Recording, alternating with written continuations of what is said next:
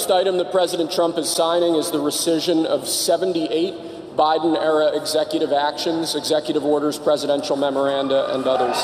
Donald Trump wasted no time in making good on some campaign promises. Barely days into his second term, he's moved decisively to reshape federal policies in alignment with his campaign rhetoric. Among the most significant and controversial actions so far is his sweeping decision to dismantle all diversity, equity, and inclusion (DEI) programs within the federal government. This move has sent shockwaves through federal agencies, sparking heated debates across the nation. Today, we'll explore how this unprecedented decision is being implemented and its immediate consequences. What is DEI anyway?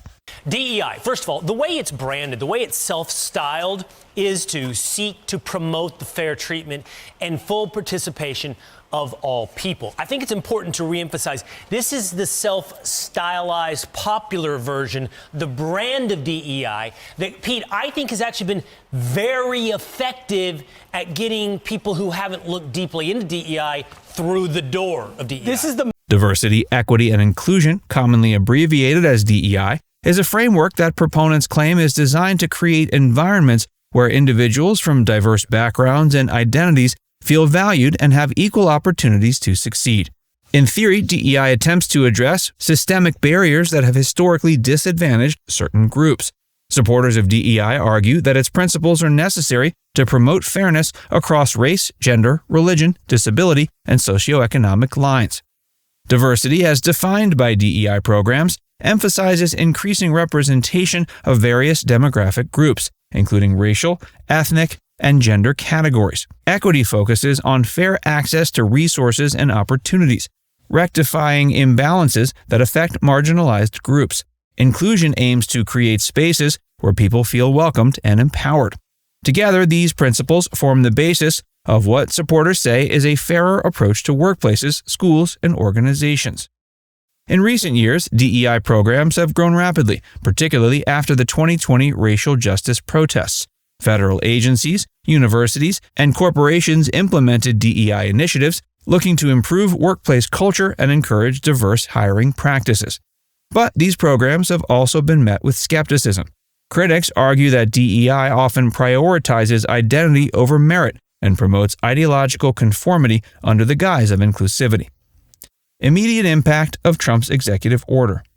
We have learned all federal employees working on diversity, equity, and inclusion programs and initiatives will be put on paid administrative leave starting tomorrow at 4 p.m. Now, this is part of an executive order which also revokes protecting people seeking certain federal positions from being discriminated against based on their race, color, sex, and religion, among other things.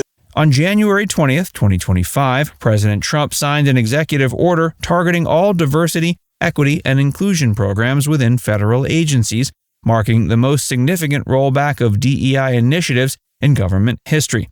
The order mandated that all DEI employees be placed on paid administrative leave no later than January 22nd. The directive was accompanied by a detailed memo from the Office of Personnel Management, OPM, which outlined strict deadlines and procedures to ensure swift compliance. By the evening of January 22nd, federal agencies had notified DEI employees of their immediate administrative leave. The sudden nature of the directive left employees with little clarity about their future roles. Adding to the confusion, their email access was suspended, effectively cutting them off from internal communication systems and colleagues. While the OPM memo emphasized that these actions were not disciplinary, many employees perceived the measures as punitive due to the abruptness and lack of explanation. Agencies were also instructed to dismantle outward-facing aspects of their DEI programs.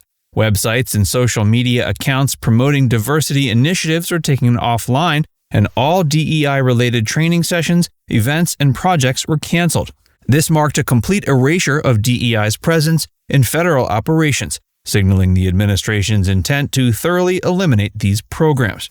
In addition to suspending employees and shutting down public-facing platforms, agencies were required to prepare detailed reports for the OPM. By January 23rd, departments had to submit comprehensive lists of all DEI offices, personnel, and contracts. These reports were to include any documentation or job descriptions that may have been altered to obscure connections to DEI. Departments were further instructed to outline plans for implementing layoffs or reductions in force to eliminate DEI positions entirely, with a final deadline for those plans set for January 31st. The speed of implementation created significant challenges for agencies. Managers were tasked with delivering difficult news to employees while grappling with the logistics of complying with the order. Supervisors were required to ask employees to disclose any efforts to disguise DEI-related activities under alternate names, a demand that heightened tensions and created an atmosphere of suspicion. The memo's explicit instructions to root out such efforts underscored the administration's zero-tolerance stance on DEI. For affected employees, the situation was emotionally and professionally destabilizing. Many had spent years building DEI programs and advocating for inclusive policies within their agencies. The sudden halt to their work and the uncertainty surrounding their future employment left them feeling sidelined and unvalued. While the paid administrative leave ensured financial stability in the short term, employees expressed concerns about whether their roles would be permanently eliminated. The directive also disrupted ongoing projects and partnerships.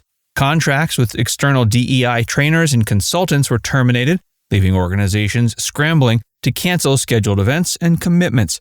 Internally, the removal of DEI offices created operational gaps in areas where these programs had played a central role, such as employee onboarding, training, and grievance resolution. Agencies were forced to adjust these sudden changes while navigating the broader implications of the executive order. History of opposition to DEI. This is the application and marketing element of critical race theory, which comes from critical theory. This is how they branded it to be palatable. It's all a deconstruction of Western civilization. Trump's antipathy towards DEI initiatives is not new. During his first term, he issued an executive order banning federal DEI training programs, citing concerns that they promoted divisive ideologies.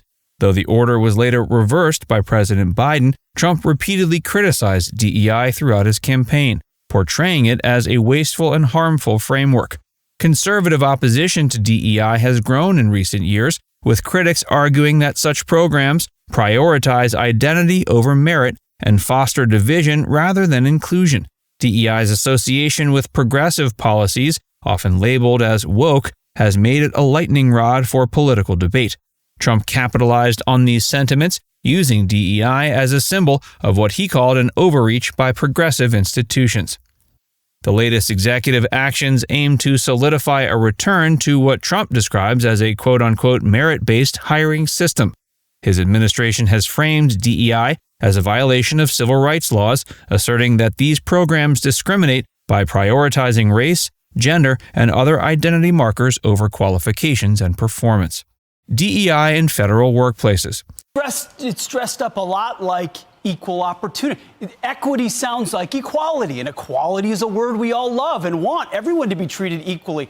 Well, equity means equal outcome, which is very different than equal opportunity. So what you really get instead, as critics point out, is DEI reverses the things it's intended to do. In the name of ending racism, you get anti-racism, which basically means you're just discriminating against another group because they used to discriminate.